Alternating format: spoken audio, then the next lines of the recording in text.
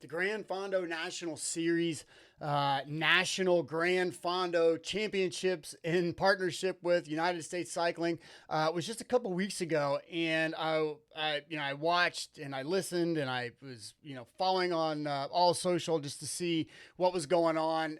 It's a pretty cool culmination of several bike races that end in this Gran Fondo National Championship.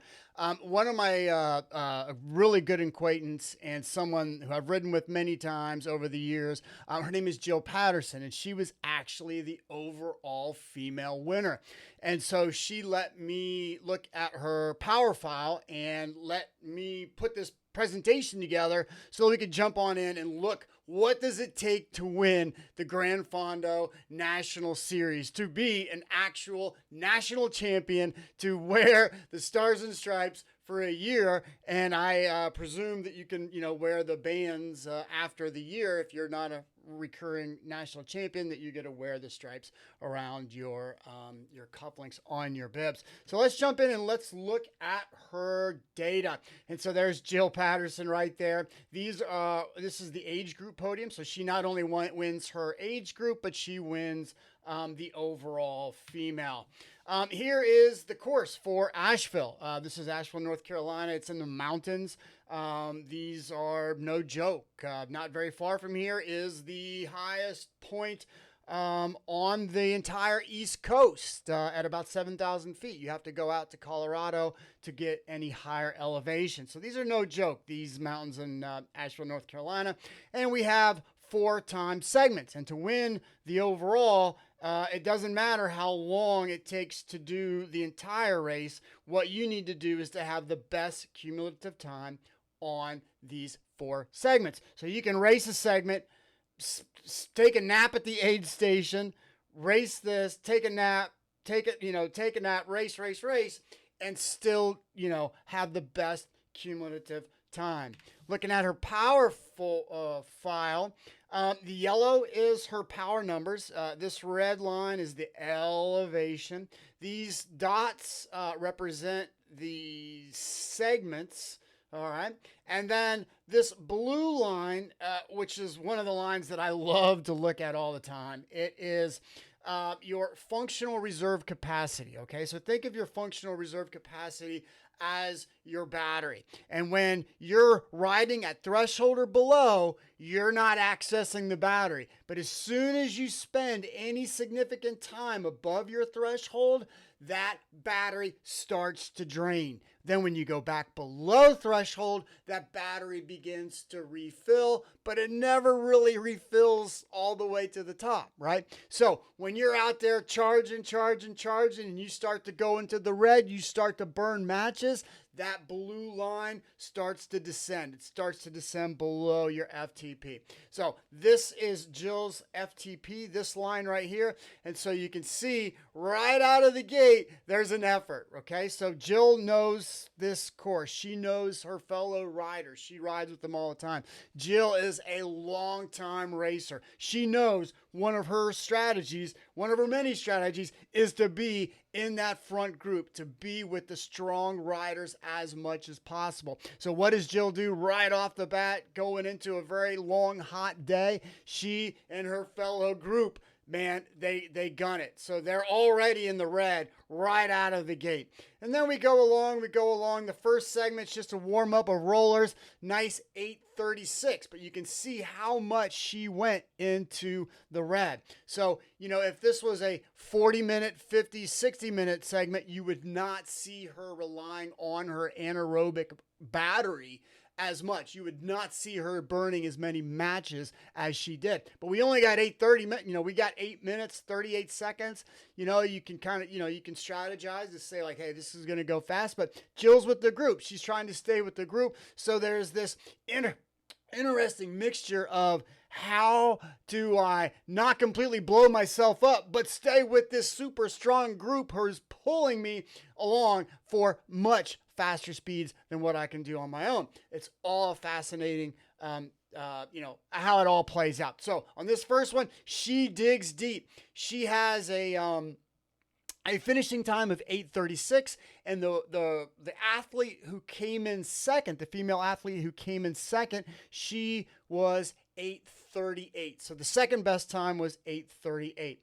Then we have 22:58 for this next one. So this is a longer segment, and you can see down here that it's a nice climb, and so this would be a nice, you really want to stick with the group right here to pull you through this, and then, you know, mano a mano for this last section.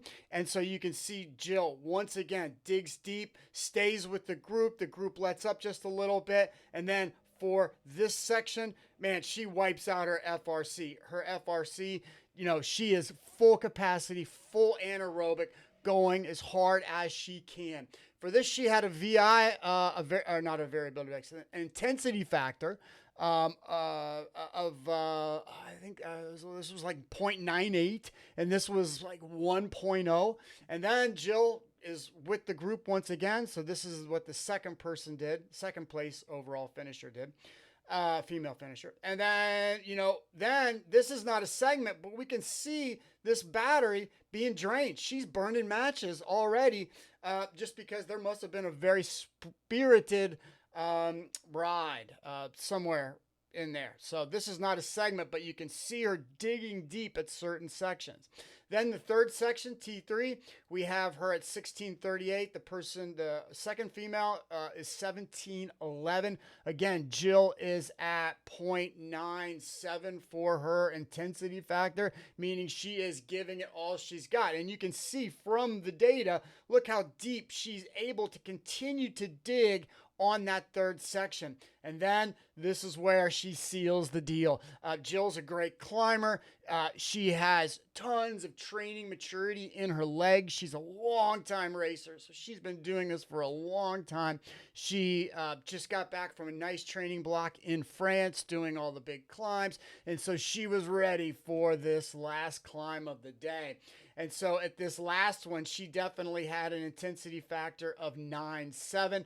She did it in about 27 minutes. But you can see right here when she enters the segment, she lets everybody know that she's going. And go she did. And so she did a great job pacing right here. She dug deep a little bit, and then she was within her group. She was the first person to the climb for this day.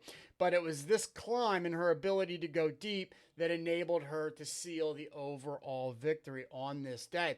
Now, interestingly, I had a client that I just started working with about 6 months ago who really loves to do these Gran Fondos. Even though he's living in the South, he's going up. He's very dedicated. So he's going up to Vermont. They have these Gran Fondo National Series all over. So he's in Vermont.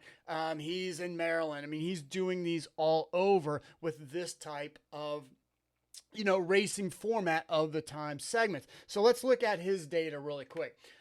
His data, so this is his FTP, okay? The yellow is his power. This is, right? So he starts off, he does not have to dig too deep. There is a spirited launch at the beginning, but it's not near as what we have for Jill. And then you can see he buries himself for this first segment. The second segment, not able to bury himself as much. Now, this is the group, so he might be staying with the group. He might not be. There's all kinds of issues going on, okay? Then the third one, he starts off pretty strong and then buries it for that last climb, right? Really buries it right there. So you can see he buries it. And then this last climb, it was a hot day for my client, and it was not his best performance. And he comes in with an IF, an intensity factor of, it was 0.77 for the day.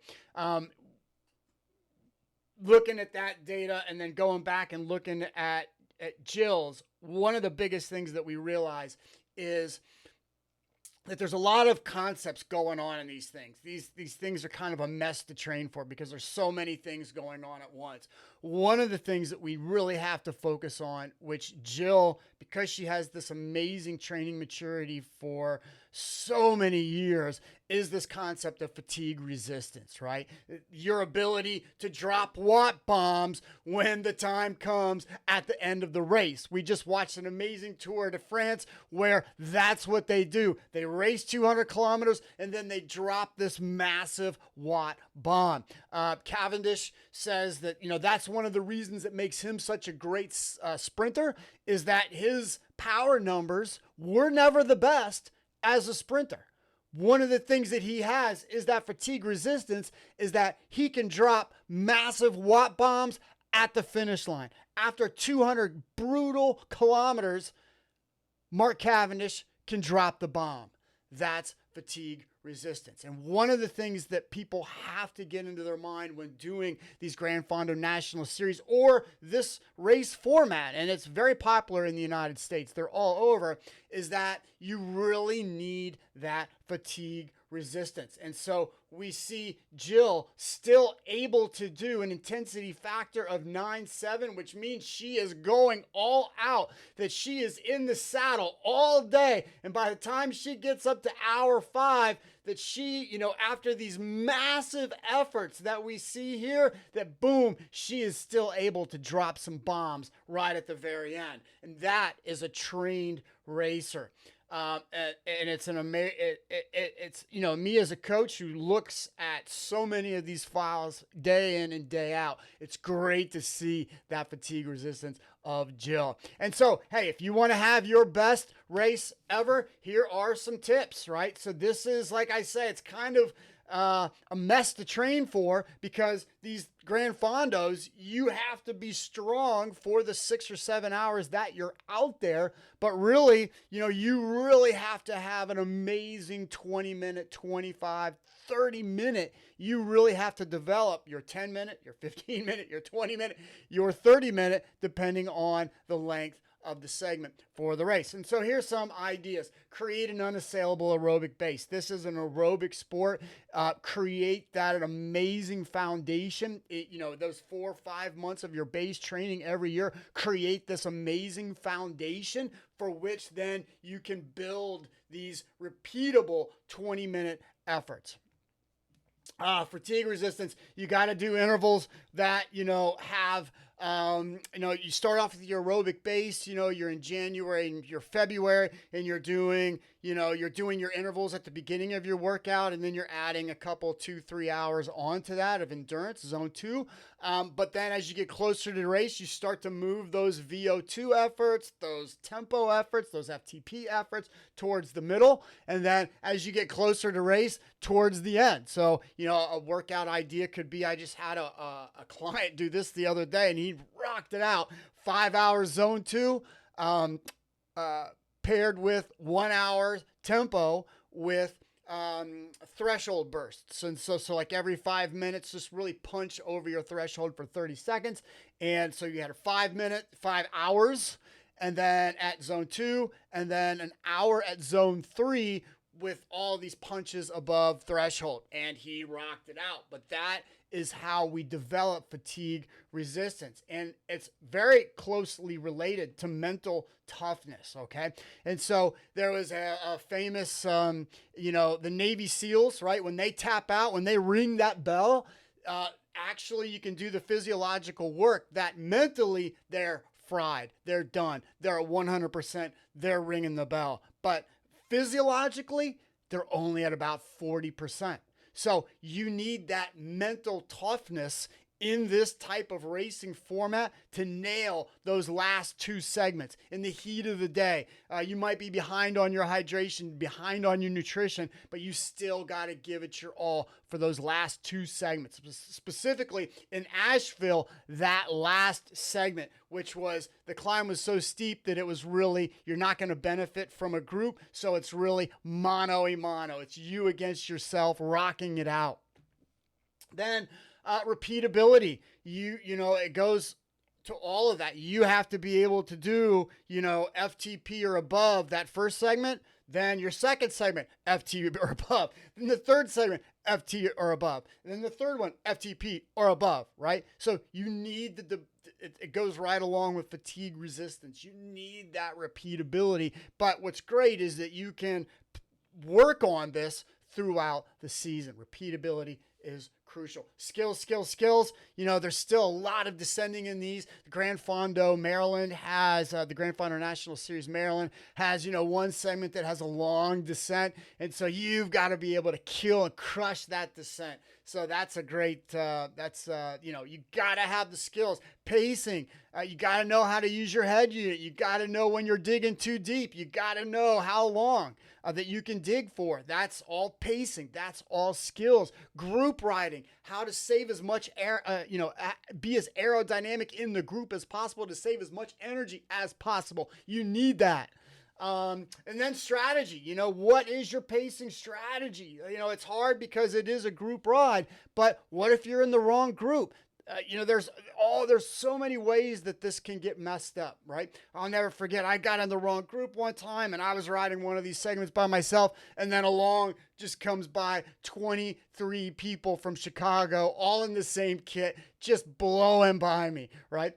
You got to have a correct strategy. My strategy for that day was not correct. All right. A strategy could be just like a million different things, like getting the right group, making sure that all of your pieces of the puzzle are in place. All of these tips that we've just talked about are all in place, but it could be something as simple as, that old, I love the Strava trick. I don't know who invented it, but the guy was a genius, right? You have a 2-mile segment, right? And you're with a group, right? So you just let the group cross that start line, right? And you let them go up a little bit, right? You're just off the back stretching, faking, drinking some water, getting a gel or something like that. They go across that and you let them go up a couple of miles, and then you hammer it, and then you catch right back up to them, and then you all go across that finish line together. But guess who has the fastest time? Right? That's kind of strategy. These types of things all play into the Gran Fondo National Series and this type of racing format. So there's tons of things that you can do. Hey, if you want your best Gran Fondo National Series, or you like this racing format, reach out to me. My contact information, lee@pro13.com, lee@pro13.com. I love this type of racing format. It's different. It's fun. I can understand from a race director point of view. It's a lot easier to close off those roads than to try to close off, a 6-hour circuit or something like that. So I completely understand it. It gives you a lot of opportunities to strategize, and it gives you a lot of opportunities to develop a certain type of riding. All right, let's go out there and nail it, everybody.